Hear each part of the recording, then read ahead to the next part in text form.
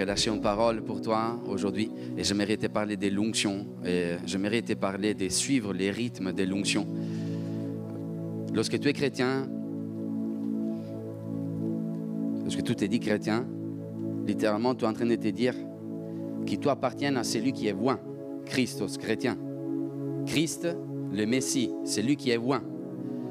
Lorsque tu es chrétien, tu lui appartiens. Donc nous les chrétiens, nous appartenons à celui qui a l'onction. Cela signifie que nous devons avancer avec notre huile, avec son huile, avec l'onction. Tu sais que Jésus, il a donné une onction à son Église. Aujourd'hui, Jésus est devenu une onction pour nous. Et dans ta vie chrétienne, tu dois apprendre à marcher avec l'onction. Maintenant, la cible de l'ennemi, il sera tout le temps ton huile. Lui, il sera tout le temps de te voler l'huile que Jésus t'a donnée. La Bible nous dit, il nous fait comprendre qu'on est pas que biblique. La cible la plus importante pour les Romains qui opprimaient le peuple d'Israël, c'était l'huile, et le vin. Toute l'économie d'Israël à cette époque était basée sur l'huile et sur le vin. Et les Romains, ils faisaient payer une taxe sur l'huile et sur le vin. Ils volaient une partie d'huile, ils volaient une partie du vin. Mais la Bible nous dit que Jésus a dit, moi je suis devenu onction. L'Esprit de l'Éternel est sur moi. Il y a de l'huile qui est sur moi. La Bible nous dit aussi que Jésus a dit, moi je suis le cep. Donc Jésus est devenu de l'huile, Jésus est devenu du vin pour chacun de nous, amen. Car Jésus viendra tout le temps nous redonner ce que l'ennemi nous a volé dans le nom de Jésus, amen. Jésus est venu pour nous redonner ce que l'ennemi t'a volé. Lorsque l'ennemi t'a volé quelque chose, sache que Jésus viendra te le redonner dans le nom de Jésus, amen. Et j'aimerais te dire aujourd'hui que Jésus te donnera toujours plus de ce que l'ennemi t'a volé. Jésus te donnera toujours plus de ce que l'ennemi t'a volé. Jésus te donnera toujours plus de ce que l'ennemi t'a volé. La Bible nous dit qu'il y avait une femme qui avait perdu son mari et dans sa maison, elle avait des dettes, elle devait payer ses dettes. La Bible nous dit qu'il risquait de perdre son fils et c'est là que le prophète Élisée est arrivé et a demandé à cette femme, qu'est-ce qu'il y a dans ta maison? Et cette femme, il a dit, j'ai juste une fiole d'huile. Et le prophète Élisée lui a dit, va chercher des vases et tu vivras un miracle. Tu commenceras à verser de l'huile. Et l'huile se remplira pour toutes les vases que tu auras récupérés.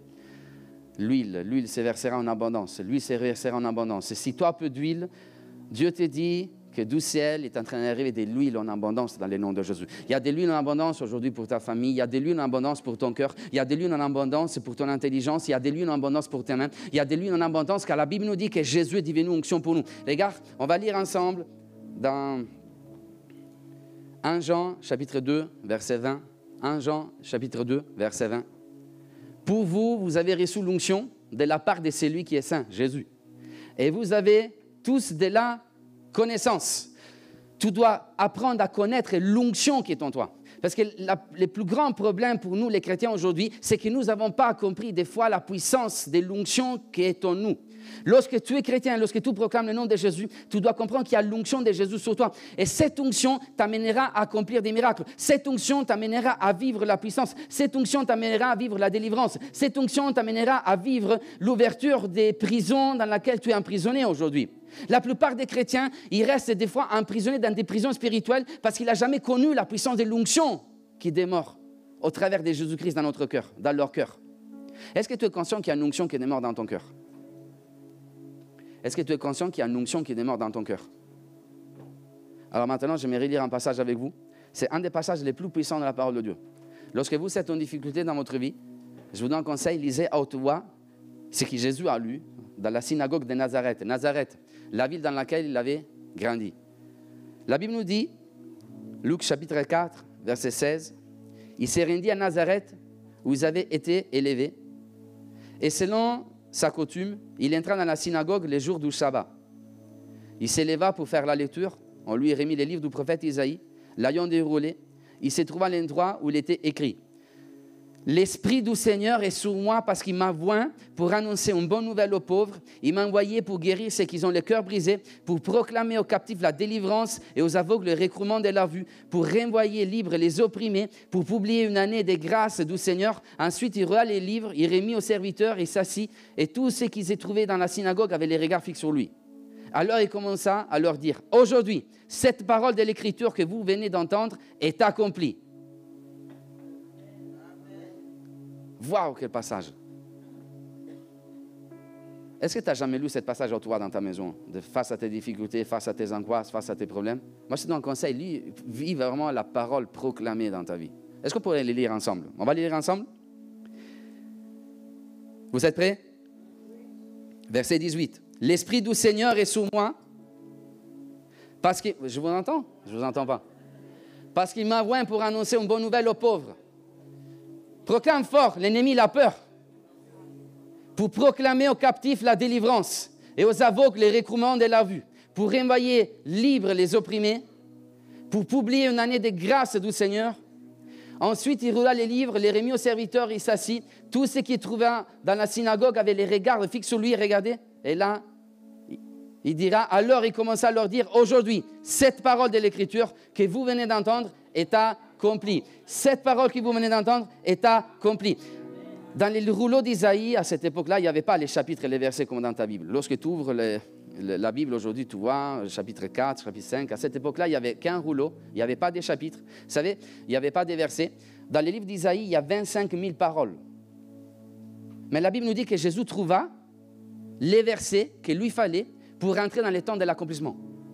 Aujourd'hui, j'aimerais te dire que lorsque tu écoutes la parole de Dieu prêchée avec l'onction, même si dans cette parole, il y a 30 000 paroles, la parole de Dieu, Jésus, le Saint-Esprit, il trouvera les mots qui te faut, dont tu as besoin pour toucher ton cœur, pour te sortir de ta situation dans le nom de Jésus, car Jésus trouve tout le temps ce dont tu as besoin. Amen. Jésus sera tout le temps en mesure de trouver ce que tu as besoin. Au milieu des 25 000 paroles, au milieu des 150 milliards de paroles, lui trouvera tout le temps une verset, lui trouvera tout le temps la phrase qu'il te faut pour ta délivrance. Amen. La Bible nous dit que pour la première fois, il a parlé d'huile d'onction à Nazareth, la ville de Nazareth. Est-ce qu'il y a des gens qui sont comme la ville de Nazareth ici aujourd'hui au milieu de nous? Nazareth, c'était la ville la plus méprisée de l'époque. Rien de bon sortait de Nazareth, il dira Nathanaël. Le Messie ne peut pas sortir loin, il ne peut pas sortir de Nazareth. Pourquoi? Parce que de Nazareth, il n'y a rien de bon qui sort. Lorsque tu regardes la géographie d'Israël, tu remarqueras que Nazareth, il se trouve au centre. Et c'était l'endroit où tous les voyageurs ils passaient par là pour aller en Égypte, pour aller en Syrie, pour aller en Samarie. Et donc, c'est un lieu de péché. C'était le lieu où les voyageurs ils faisaient tout et n'importe quoi. C'est pour cela que Nazareth, c'est une ville méprisée. Mais la Bible nous dit que loin n'est pas sorti de Jérusalem, loin n'est pas sorti de Tel Aviv, de la ville dite la Belle. Jésus n'est pas sorti d'une ville importante, mais Jésus est sorti de Nazareth. Jésus est identifié comme Jésus de Nazareth. Même les démons, à un moment donné, dans l'évangile de Luc au chapitre 4, par la suite, ils se sont adressés à Jésus en disant... Oh Jésus de Nazareth, même les démons, ils avaient peur de Nazareth. Pourquoi? Parce que l'onction est sortie de Nazareth.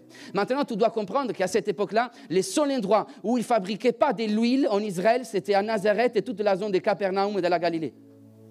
Tu trouveras de l'huile à Jérusalem, les monts des Oliviers. La ville la plus riche de l'époque, c'était la ville qui faisait sortir, qui fabriquait de l'huile. Mais de Nazareth, rien de bon, il sortait. Mais là où il n'y a rien de bon qui sort, Jésus, il est venu pour sortir. Amen. Oh, écoute-moi bien. L'onction sortira tout le temps de là où il n'y a rien qui sorte. Jésus fera sortir les meilleurs d'où rien jamais sorti. Est-ce qu'il n'y a jamais rien de bon qui est sorti de toi? Moi, j'aimerais te dire qu'il y a une onction qui va sortir dans le nom de Jésus. Lorsque tu crois en Jésus, il y a quelque chose d'incroyable qui va sortir de toi. Amen. Même les démons, ils auront peur. Amen. Même les puissances des ténèbres, ils ont peur de l'onction. Qu'est-ce qu'il y a entre moi et toi, Jésus, fils de David, Jésus de Nazareth? Qu'importe ce que les hommes y pensent de toi, qu'importe ce que les hommes y pensent de Nazareth. Ils avaient écrit sur la croix, Jésus, le roi des Juifs, Jésus de Nazareth, ils avaient écrit. Ils s'est moqué de Nazareth, vous voyez. Les hommes, ils méprisaient Nazareth. Mais ce que tu dois comprendre, c'est que les démons, les puissances, les ciels avaient peur de Nazareth. Qu'importe ce que les hommes ils pensent de toi, qu'importe ce que les gens ils pensent de toi, ce qui est important, c'est que les ciels pensent de toi. Amen. Oh, ici, tu es comme Nazareth, les hommes ils sont en train de te mépriser. Mais dans les lieux célestes, Nazareth, c'est un nom qui amène l'onction. Oh, même les démons, ils se plient face à la puissance de l'onction qui sort de Nazareth. L'huile de l'onction qui sort de toi. Lorsque tu crois en Jésus, il y a quelque chose de bon qui sort. Il y a son huile qui sort. Il y a son onction qui sort. Oh, un homme d'onction, une femme d'onction, une église où il y a l'onction. Oh, rentre dans la dimension de l'onction. Rentre. La France a besoin de rentrer dans la dimension de l'onction. La France a besoin de rentrer dans la dimension de l'onction. La France a besoin de voir les aveugles voir. Oh, la France a besoin de voir la liberté, de mettre en liberté des prisonniers. La France a besoin de voir les puissants des ténèbres terrassés. La France a besoin de voir les réveils qu'il doit voir. Juste seulement avec l'onction, il pourra les voir. Il n'y a pas d'autre manière que vivre l'onction des Christ dans ta vie, pour vivre vraiment une marche avec l'Esprit. Est-ce qu'il y a l'onction dans ta vie? Est-ce qu'il y a de l'huile dans ta vie? Est-ce que tu comprends les pouvoirs de l'onction? Personne ne pourra terrasser l'homme et la femme qui ont l'onction. L'onction, l'onction, l'onction. Pasteur Manu, comment je pourrais avoir encore plus d'onction? Il vient comment l'onction sur toi? Il vient comment l'onction sur ta vie? Tu t'es jamais demandé ça? Pourquoi il y a des hommes qui ont plus d'onction? Il y a des hommes qui ont moins d'onction? Pourquoi il y a des gens qui, quand ils rentrent dans la pièce, ils changent l'atmosphère avec les pouvoirs de leur onction? Pourquoi il y en a qui ont moins d'onction? Il n'est pas question d'avoir plus ou moins d'onction. Il est question de suivre Jésus. Amen. Vous savez, les gens, souvent, ils demandent à Dieu, Seigneur, ajoute-moi, donne-moi plus d'onction, donne-moi plus de puissance, donne-moi plus d'autorité. Il n'est pas question, écoute-moi bien, ton identité ne se trouve pas dans l'effet de demander plus, d'ajouter. Mais ton identité se trouve dans l'effet de suivre. OK?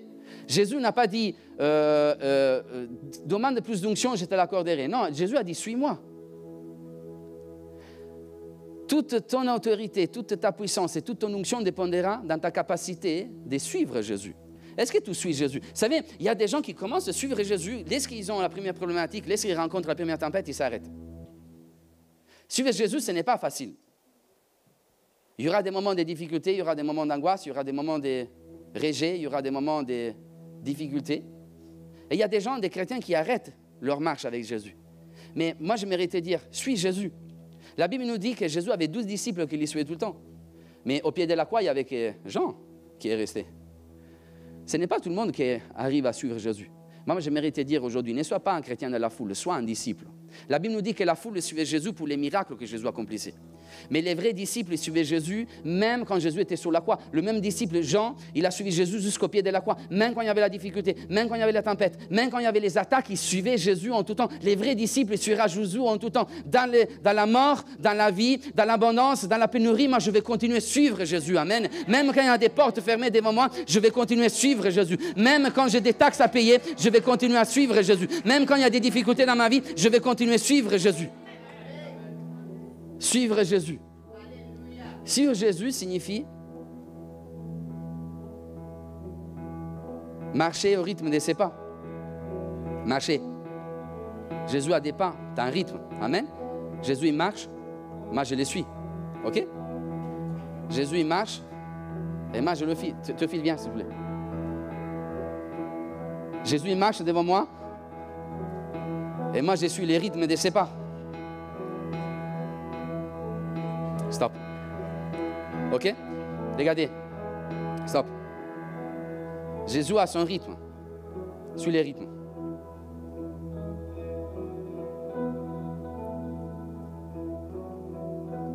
Rythme de ses pas, voyez? Ta, ta, ta, na, na, na, na, na, na, na. Celui qui est disciple suit Jésus. Rythme. Ça, c'est le rythme de mes pas. Il y a mon rythme et il y a son rythme.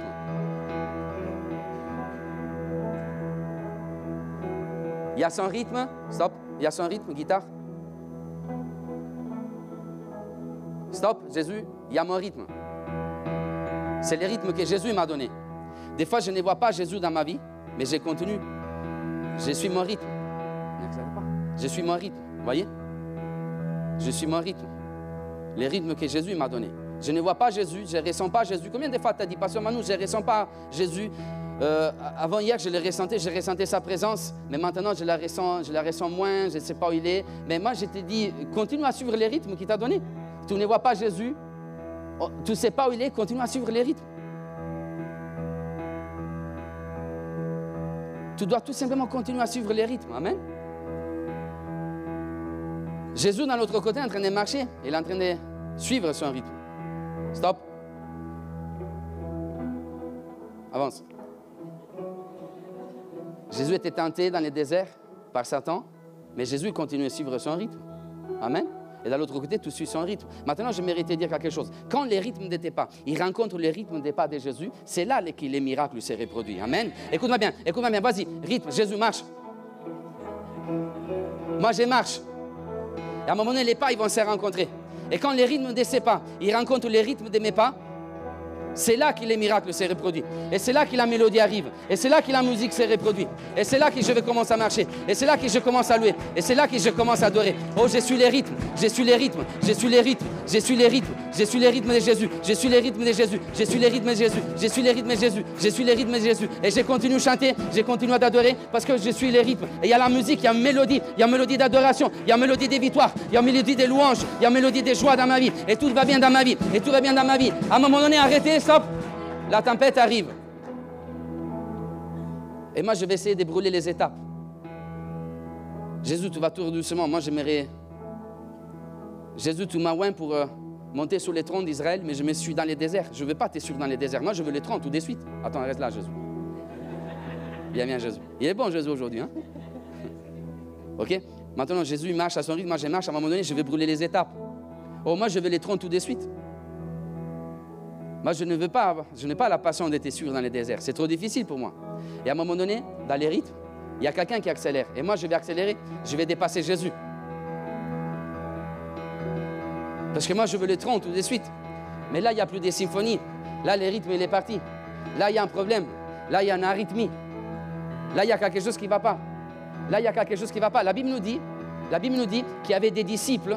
Il y avait des disciples à un moment donné, après la mort de Jésus, qui étaient déçus et à cause de la déception, avaient accéléré les rythmes de leur pas. La Bible nous dit qu'au lieu de rester à Jérusalem, ils étaient en train d'aller vers Emmaüs, ils étaient seuls. Vous voyez, ils avaient ajouté des pas à des pas qu'il ne fallait pas faire. Oui, ils devaient rester à Jérusalem, mais ils ont allongé leurs pas. Ils étaient en train de marcher vers Emmaüs. Ils allaient en train de marcher en pleine vitesse. Et là, la musique, on ne comprenait plus. Oh, il y a de la confusion. Il y a de la confusion dans ma vie. Les rythmes, ça ne marche plus. Oh, les temps d'adoration que j'avais avant, je n'ai plus. Les temps de louange que j'avais avant, je les retrouve plus. La présence de Jésus, je ne la ressens plus. Oh, Jésus est comme mort dans ma vie. Oh, Jésus est comme mort dans ma vie. Ils étaient dans la tristesse, ils étaient dans l'angoisse. Ils étaient en train d'aller à Emmaüs. Mais la Bible nous dit qu'à un moment donné, Jésus, il a accéléré, il a jeté à des pas son ministère pour les rejoindre sur la voie d'Emmaüs. Et il a commencé à marcher avec eux. Et à un moment donné, les rythmes étaient ensemble pour eux. Et là, il y avait un rythme. Et ils marchaient toujours ensemble. Et Jésus marchait avec eux. Et Jésus marchait avec eux. Et Jésus leur a dit, moi j'ai allongé le nombre de mes pas ici-bas sous la terre pour venir vous chercher parce que vous avez perdu les rythmes. Je dois vous amener à nouveau à Jérusalem. Je dois vous amener à nouveau dans les rythmes. Et c'est là qu'ils ont reconnu Jésus. Et c'est là qu'ils les yeux se sont ouverts. Et c'est là qu'ils ont vécu les miracles. Parce que quand les rythmes n'étaient pas, ils rencontrent les rythmes des pas de Jésus. Les miracles s'est reproduit. L'onction il s'est reproduit dans le nom de Jésus. Oh, il est question de suivre. Aujourd'hui, je vais suivre les rythmes. Je vais suivre les pas de Jésus. Oh, je vais continuer à suivre. Je vais continuer à suivre. Je vais continuer à suivre. C'est ça qui fait un disciple. Il y aura des moments dans lesquels tu perdras les rythmes. Il y aura des moments dans lesquels tu vas décélérer. Il y aura des moments dans lesquels tu vas accélérer. Mais Jésus viendra te chercher pour t'amener à nouveau sur les morceaux. Pour t'amener afin qu'il puisse chanter. Afin qu'il puisse chanter dans le nom de Jésus. Est-ce qu'il y a quelqu'un qui a perdu les rythmes ce matin?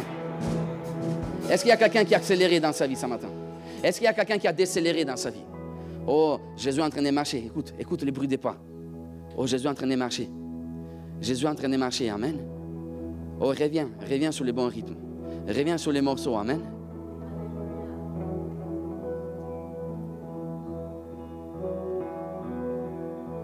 Vous savez pourquoi je vous dis ça?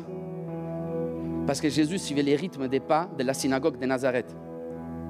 Lorsqu'il est arrivé dans la synagogue de Nazareth, il a lu les passages d'Isaïe. Maintenant, dans les rouleaux d'Isaïe, il a 25 000 paroles. 25 000 paroles dans les rouleaux d'Isaïe. Vous savez qu'à cette époque-là, il y avait un plan de lecture établi en 3 ans dans chaque synagogue en Israël. Dans les sons, je t'explique. Tous les samedis, pendant les Shabbats, les chefs de la synagogue avaient établi un plan de lecture. Ils lisaient une partie de la Torah, par exemple l'Exode 16, et après, ils lisaient une partie des livres prophétiques. Et tous ces lectures étaient établis dans un plan, dans une... Aujourd'hui, je dois lire la Torah, Deutéronome. On va lire, on va continuer. Ils n'avaient pas les chapitres à l'époque, mais ils lisaient l'histoire. Par exemple, pour nous, j'ai établi un plan de lecture. Aujourd'hui, on va prêcher sur Deutéronome chapitre 2. Dimanche prochain, on va prêcher sur Deutéronome et on va lire Deutéronome chapitre 3. Un ordre établi en 3 ans. Et après, je lirai une partie des prophètes. On va lire Jérémie chapitre 1. Ok, dimanche d'après, je dois lire Deutéronome 4. Et après, je vais lire Jérémie 4. Voyez, tout était établi dans un ordre précis, établi sur 3 ans. Maintenant, expliquez-moi comment c'est possible que Jésus est rentré dans cette synagogue juste les jours où quelqu'un lui a amené les rouleaux d'Isaïe. Pourquoi? Parce que Jésus était connecté au pas de la synagogue de Nazareth. Eux, ils continuaient à lire leur lecture. Eux, ils continuaient, peut-être ça faisait des années. Jésus avait grandi avec eux. Jésus lui-même était dans la synagogue normalement. Il avait grandi dans cette synagogue. Et Jésus continuait à écouter les lectures. Même Jésus, peut-être qu'il avait lu dans ces moments-là quelque chose des lectures. Parce qu'à cette époque-là, il y avait les hommes sages qui pouvaient lire dans les synagogues. Il y avait les gens, des fois, il y avait des voyageurs qui pouvaient rentrer et lire les lectures que les chefs de la synagogue avaient établies. Et là, ces jours-là, Jésus rentre et quelqu'un lui amène les rouleaux d'Isaïe. Ils avaient lu Néhémie, ils avaient lu Jérémie, ils avaient lu Ézéchiel, ils avaient lu Isaïe, ils avaient recommencé à lire Jérémie.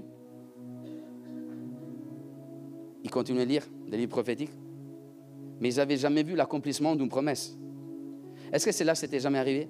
J'aimerais m'adresser à quelqu'un, ça fait longtemps, qui est en train de lire, ça fait longtemps, qui est en train de proclamer. Ça fait longtemps qu'il est en train de se dire, je suis guéri, j'ai saisi la promesse, mais tu ne vois pas l'accomplissement de la promesse. Ça fait longtemps qu'il est en train de prier, Seigneur, donne-moi un bébé, mais tu ne vois pas des bébés arriver. Ça fait longtemps qu'il est en train de prier, mais tu ne vois pas les ministères s'accomplir. Ça fait longtemps qu'il est en train de prier, mais tu ne vois pas la délivrance arriver. Ça fait longtemps qu'il est en train de prier pour ton fils, mais tu ne vois pas la conversion de ton fils arriver, se reproduire. Ça fait longtemps qu'il est en train de te battre dans la prière. Ça fait longtemps qu'il est en train de proclamer par la foi. Ça fait longtemps qu'il est en train de déclarer par la foi. Ça fait longtemps qu'il écoute des prédications ici, dimanche après dimanche, mardi après mardi, samedi après samedi, vendredi après vendredi, mercredi après mercredi. Tu écoutes des prédications. Ça fait longtemps que tous les jours, tu te réveilles, tu lis tout le temps les mêmes passages.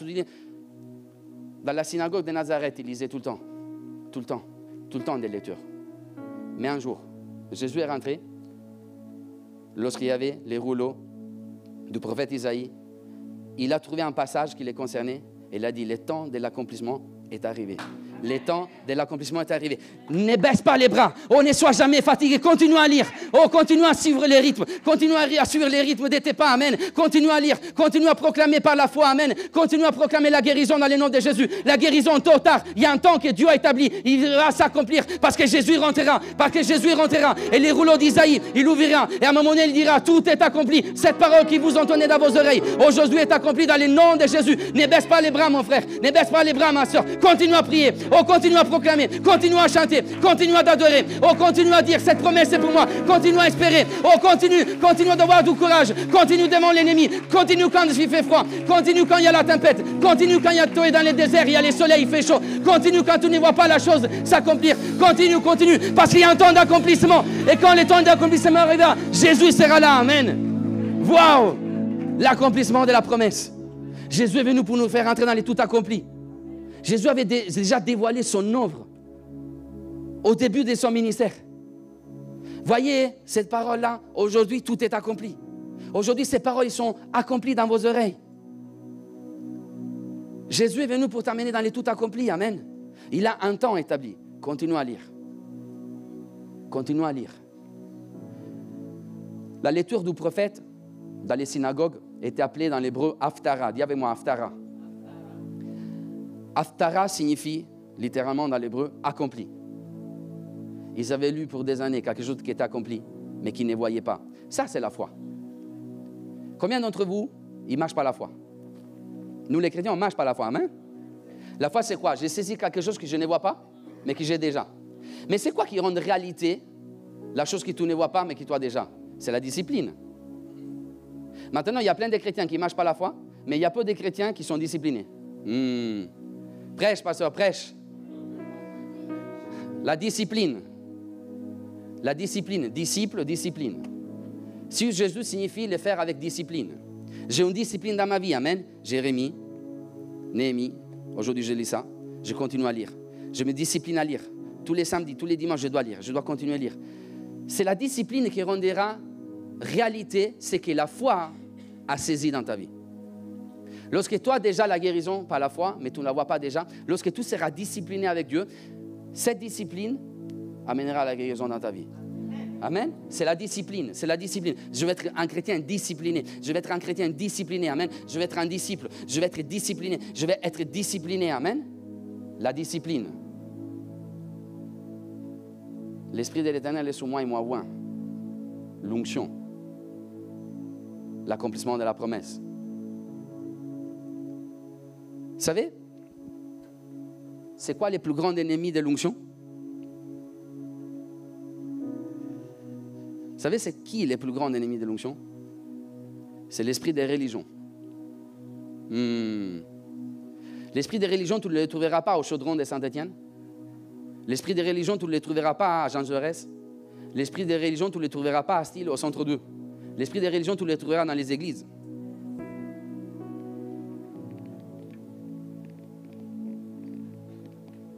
Vous savez pourquoi je vous dis ça?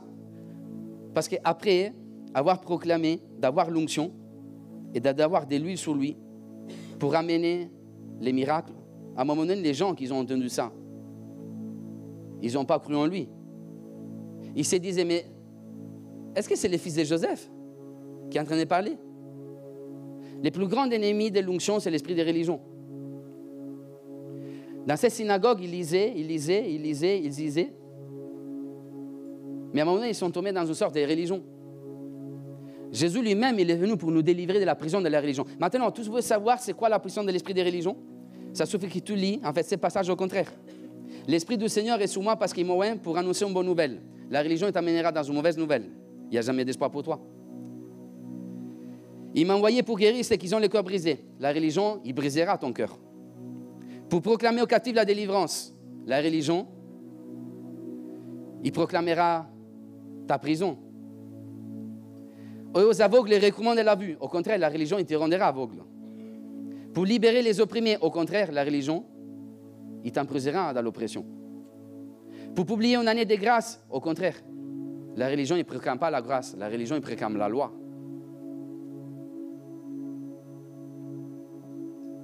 La religion, l'esprit des religions, sort de l'esprit des religions.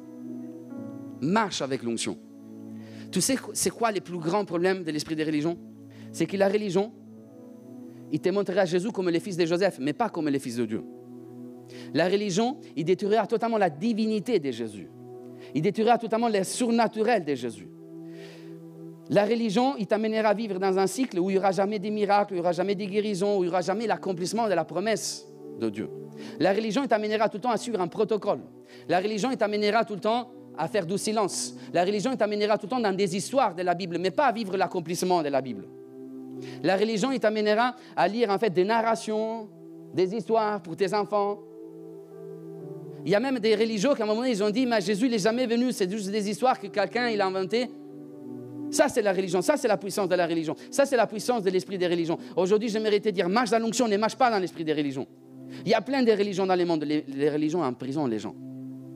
La religion ne te permettra jamais de voir Jésus comme le Fils de Dieu. Tu verras tout le temps Jésus dans les naturels. La religion t'amènera à écouter sans vivre l'accomplissement. La religion t'amènera à rejeter l'onction. À ce moment-là, ils ont rejeté Jésus. La Bible nous dit qu'ils ont fait sortir Jésus de la synagogue parce qu'il était pris par la colère. Ils furent tous remplis de colère dans la synagogue lorsqu'ils entendirent ces choses. Et s'étant levés, ils chassèrent de la ville et l'amenèrent jusqu'au sommet de la montagne sur laquelle leur ville était bâtie, afin de les précipiter en bas. Ils voulaient tuer Jésus. Mais moi, je mérite de dire quelque chose. Personne ne pourra détruire l'homme qui a l'onction. Pourquoi? Parce que Jésus passa au milieu d'eux et s'en alla. Aujourd'hui, j'aimerais m'adresser à des victimes de l'esprit des religions. Parce que souvent, on prêche contre l'esprit des religions. Mais nos églises, ils sont pleins, ils sont remplis par des victimes de l'esprit des religions. L'esprit des religions provoquera un cœur brisé. Si tu es victime de l'esprit des religions, moi, j'aimerais te dévoiler quelque chose, révéler quelque chose. Marche avec l'onction, c'est simple. Recherche l'onction de Dieu, amen. Là, il y a l'onction, il y aura une liberté, amen. L'église qui marche dans l'onction ne vit pas dans l'esprit des religions. L'esprit des religions, il gardera tout le temps l'apparence, il ne regardera jamais la substance. L'esprit des religions, il regardera tout le temps comment tu es habillé au lieu de regarder ton cœur. L'esprit des religions, il aura tout le temps un complot dans sa tête. C'est un complot, c'est un complot. L'esprit des religions t'amènera à être sur ta chaise les dimanches, assis et à regarder les autres. L'esprit des religions t'amènera à critiquer les autres. L'esprit des religions, il t'amènera à rejeter l'onction, à rejeter Jésus. L'esprit des religions t'amènera à tuer Jésus, à vouloir tuer Jésus. La religion aujourd'hui a tué Jésus. C'est les pharisiens qui ont tué Jésus sur la croix. C'est les religieux qui ont tué Jésus sur la croix. L'esprit des religions, il t'enfermera dans certaines règles qui t'ont appris qui ne sont même pas bibliques. L'esprit des religions. Si tu es victime de l'esprit des religions, cherche l'onction de Dieu. Amen. Jésus est venu pour déverser son onction sur toi, afin que tous soient au bénéfice de cette onction, afin que tous soient libres dans le nom de Jésus. Amen. L'esprit des religions. Moi, je ne veux pas venir ici pour que je suive une religion parce que j'adhère en religion. Il y a plein des évangéliques, il y a plein des protestants qui adhèrent en religion. Mais aujourd'hui, moi, je vais vivre la foi, je vais vivre l'onction de Dieu. Amen. L'onction m'amènera dans la délivrance. Rien ne peut arrêter celui qui a l'onction. L'esprit des religions, il essaiera tout le temps de rejeter l'homme qui a l'onction. Mais l'esprit des religions, il ne pourra jamais détruire l'homme qui a l'onction. Tu sais pourquoi? Parce que l'homme qui a l'onction, il connaît les temps. Jésus est venu pour mourir, n'est-ce pas? Jésus est venu pour mourir. Dans ce jour-là, il aurait pu trouver sa mort.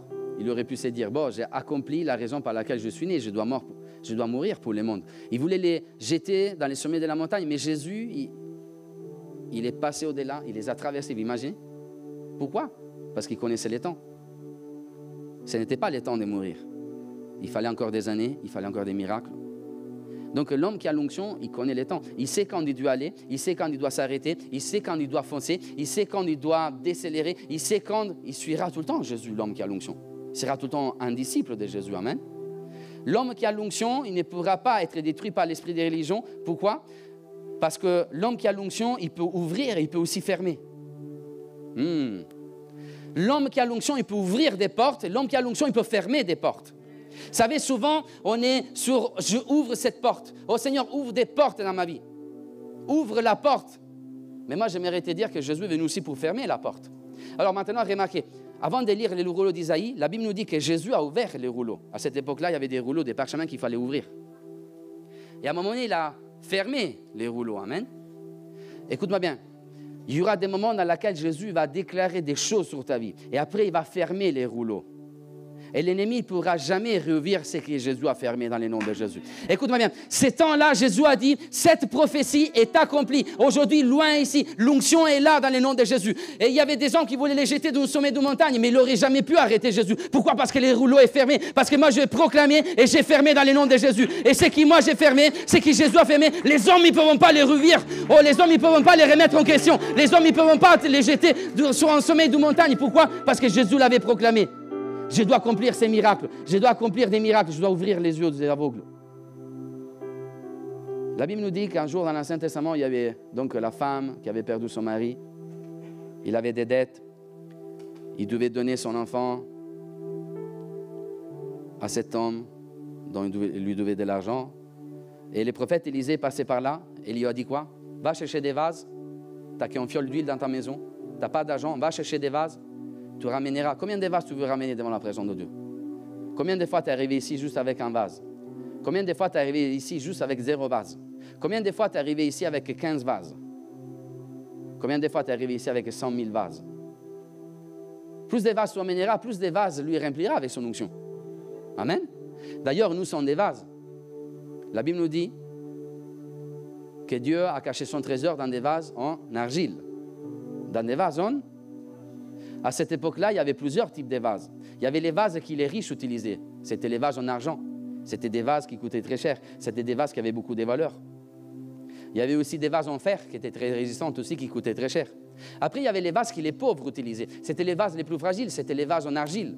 Mais l'apôtre Paul n'a pas dit que les trésors de Dieu veut venir habiter dans des vases en argent.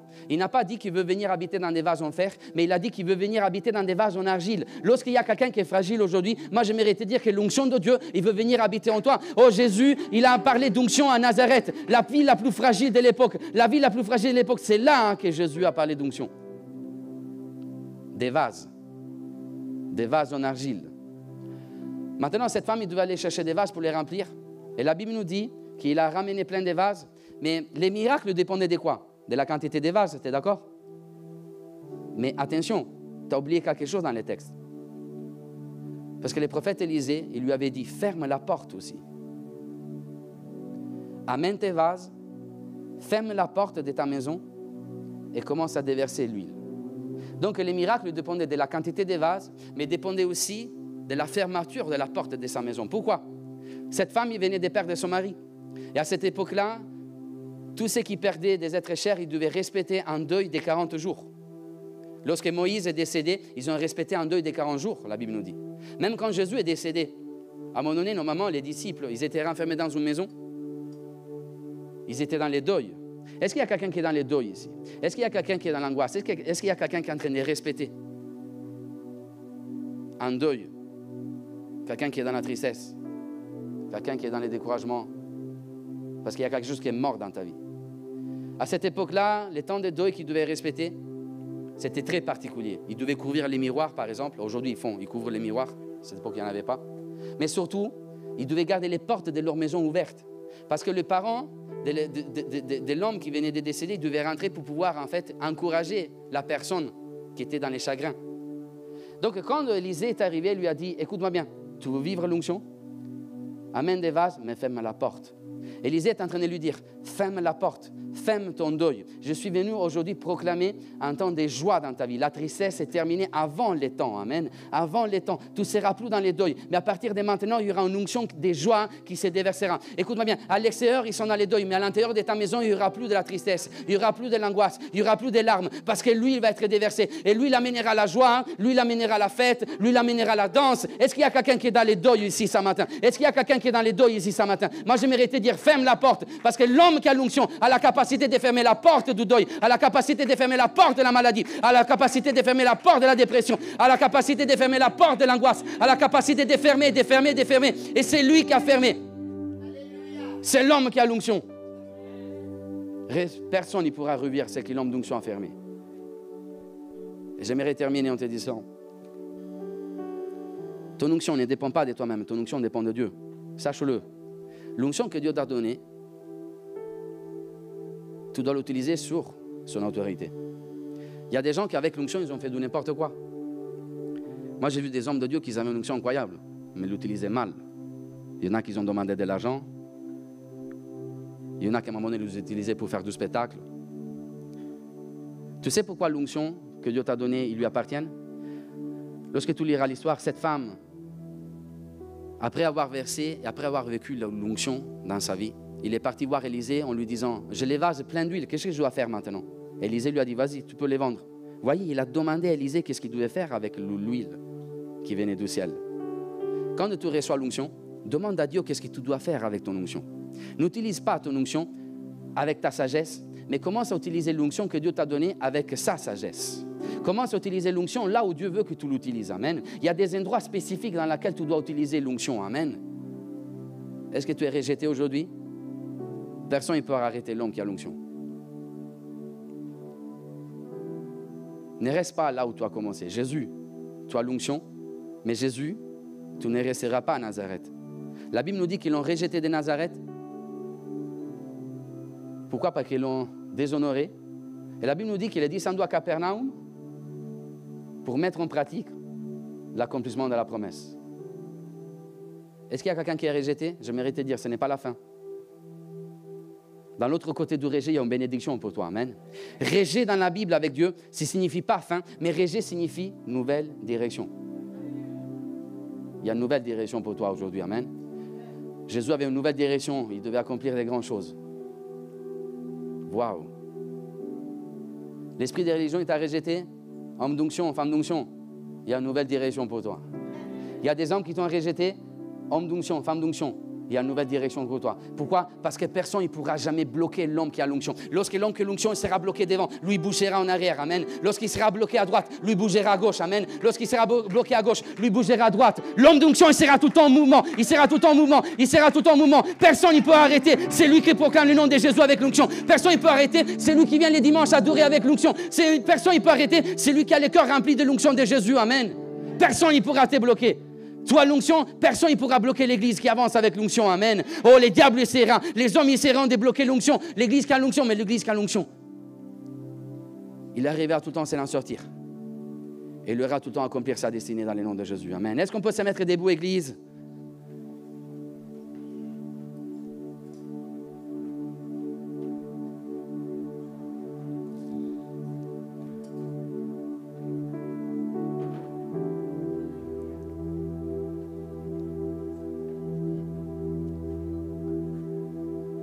Est-ce qu'il y a des vases devant moi ce matin? Peut-être des vases fragiles, des vases rejetés.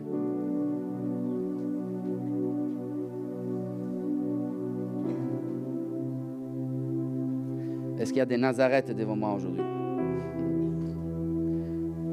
Il n'y a rien qui sort de toi. Il n'y a rien qui sort de ton ventre. Il n'y a jamais rien de bon qui est sorti de tes mains.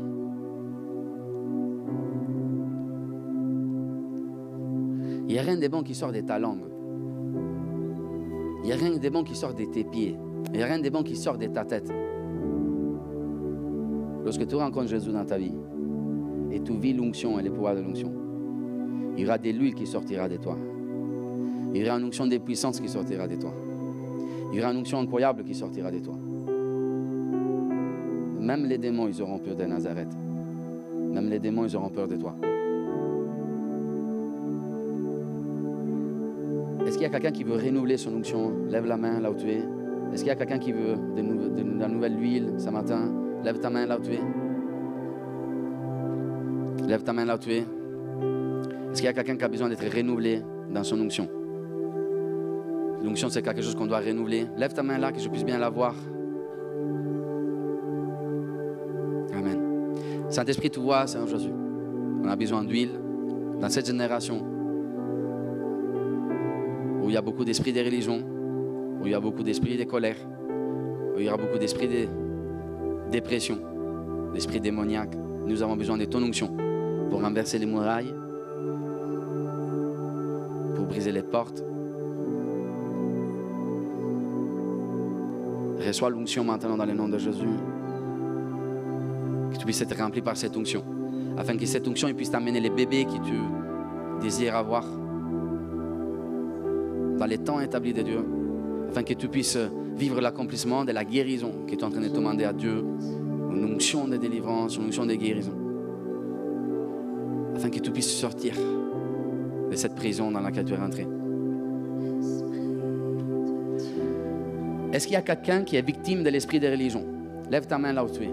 Est-ce qu'il y a quelqu'un qui a vécu à côté de quelqu'un qui était religieux et qui a détruit son cœur? Lève la main là où tu es.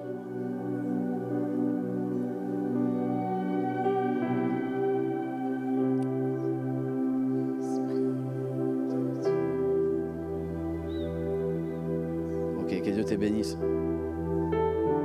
Cherche l'onction. Une onction de délivrance qui libère de tout esprit de religion. J'aimerais prier aussi pour quelqu'un qui a ralenti ses pas. Il ne suit plus les rythmes des pas de Jésus. Ou peut-être quelqu'un qui a accéléré, a voulu rouler les étapes. Lève ta main si tu as perdu les rythmes. Là où tu es, lève ta main si tu as perdu les rythmes. Si tu veux revenir. Et si tu veux marcher au même rythme des pas de Jésus. Oh, c'était difficile pour toi à suivre. Amen. Bonjour Église Dynamique. J'espère que la vidéo vous a fait du bien. N'hésitez pas à vous abonner sur notre chaîne YouTube et Activez les notifications avec les petites cloches. Si vous avez à cœur de soutenir l'Église et le ministère, n'hésitez pas à cliquer Sur le lien dans la description. soyez bénis.